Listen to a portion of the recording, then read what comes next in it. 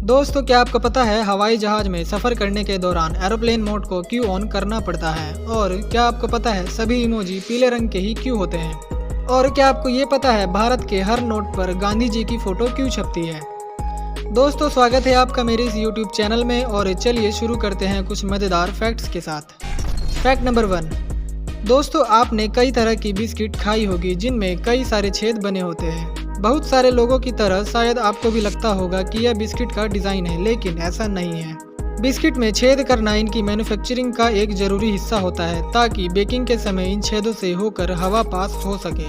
Biscuit बनाने की जो भी सामग्री होती है उसे सांचे में फैलाकर एक मशीन के नीचे रख दिया जाता है। फिर मशीन उसमें छेद कर देती है। कारण यह है कि बिस्किट बनाने की प्रक्रिया में उसमें थोड़ी हवा भर जाती है और ओवन में हीटिंग के दौरान गर्म होने से यह फूलने लगती है। ऐसे में बिस्किट का आकार बिगड़ने का खतरा रहता है। अगर ये छेद नहीं होंगे तो बिस्किट की हीट और हवा बाहर नहीं आ पाएगी और बिस्किट का आकार बिगड़ जाएगा या वो बीच से टूट भी सकती है।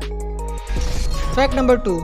हमारी पृथ्वी के 71% हिस्से में पानी है और इसी पानी का 97% हिस्सा समुद्रों में है और बाकी का 2.5 से 2.75% का पानी पीने का है।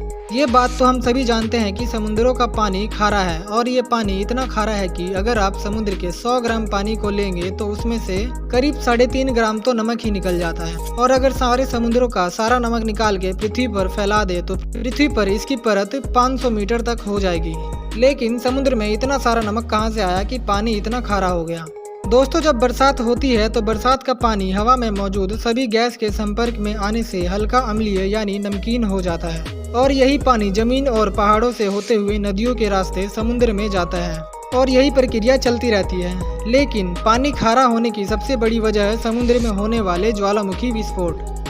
इनके फटने से लावा, क्लोरीन, सल्फर डाइऑक्साइड आदि गैसें निकलती है। समुद्र में सोडियम जैसे पदार्थ भी हैं जो क्लोरीन से क्रिया करके सोडियम क्लोराइड बनाती है जो नमक होता है। नदियों से आए लवण और समुद्र से उत्पन्न लवण के कारण समुद्र का पानी इतना खारा है। Fact number 3। आज के इस डिजिटल दौर में ज़्यादातर लोग सोशल नेटवर्किंग साइट्स में चैटिंग करना पसंद करते हैं। यूज़र शब्दों से ज़्यादा इमोजी का यूज़ करते हैं। इमोजी के जरिए आप खुशी, दुख, गुस्सा जैसे कई इमोशंस जता सकते हैं। लेकिन क्या आपने इमोजी यूज़ करते समय ये ध्यान दिया है कि इमोजी हमेशा पीले रंग के ही क्यों होते हैं? और दुनिया में सबसे ज़्यादा कौन सी इमोजी यूज़ की जाती है? दोस्तों, इमोजी के कलर को लेकर अब तक कोई विशेष रिसर्च तो नहीं हुई, लेकिन एक्सपर्ट्स इसके कई कारण बताते हैं। कई एक्सपर्ट्स मानते हैं कि इमोजी का रंग व्यक्ति के स्किन टोन से मिलता जुलता बनाया गया है। किसी खास रंग के स्किन कलर का इमोजी बनाने पर वो रंगभेदी भी लग सकता है।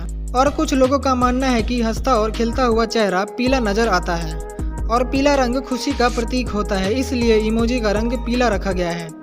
और दुनिया में सबसे ज़्यादा यूज़ किए जाने वाला इमोजी खुशी के आंसू के साथ हंसता हुआ इमोजी है जो दुनिया में सबसे ज़्यादा इस्तेमाल किया जाता है। Fact number 4। अगर आपने कभी एरोप्लेन में सफ़र किया है तो देखा होगा कि जैसे ही फ्लाइट टेक ऑफ करने जाती है उससे पहले ही सभी यात्रियों से कह दिया जाता है कि आप अपने स्मार्टफोन को फ्लाइट मोड पर डाल दें या तो स्विच ऑफ कर दें। चाहे आपकी फ़्लाइट 2 घंटे की हो या फिर 2 दिन की हो, आपको ये करना ही पड़ता है। लेकिन इसकी ज़रूरत क्यों पड़ती है? ऐसा करना इसलिए ज़रूरी है क्योंकि स्मार्टफोन से निकलने वाला सिग्नल एक विमान के कम्युनिकेशन सिस्टम को गड़बड़ कर सकता है।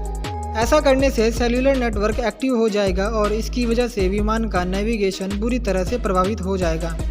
अगर विमान का नेविगेशन प्रभावित होता है तो यह रास्ता भटक सकता है और अपनी तय लोकेशन से हटकर किसी अन्य लोकेशन पर पहुंच सकता है या फिर क्रैश भी हो सकता है। Fact number 5। हम दिन रात मेहनत करते हैं ताकि पैसे कमा सकें और उन पैसों से हम अपनी ज़रूरतों और शौक़ को पूरा कर सकें। आपने कई लोगों को यह कहते हुए सुना होगा कि जेब में गांधी है तो दुनिया मुट्ठी में है। लेकिन गांधी ही क्यों? क्या आपको पता है कि भारतीय नोटों पर गांधी जी की फ़ोटो क्यों छपती है?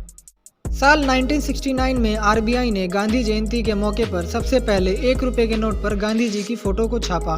फिर 18 साल बाद 1987 में आरबीआई ने गांधी जी की फ़ोटो को 500 के नोट पर छापा। इसके बाद से गांधी जी की तस्वीर हर नोट पर छपने लगी। अगर नोटों पर किसी सिंबल या संकेत का प्रयोग किया जाता तो आसानी से उसकी नकल की जा सकती थी, जबकि किसी भी इंसान के चेहरे को हूबहू कॉपी करना मुश्किल होता है। और गांधी एक ऐसे व्यक्तित्व थे जिनके विचार पूरी दुनिया में फैल गए थे। गांधी ने भारत को आज़ाद कराने में अहम भूमिका निभाई थी। इसलिए भारत के हर नोट पर गांधी जी की फोटो छपती है। दोस्तों वीडियो कैसा लगा कमेंट करके जरूर बताएं और वीडियो अच्छा लगा हो तो वीडियो को लाइक करें और चैनल को सब्सक्राइब करके मेरे यूट्यूब परिवार का हिस्सा बने।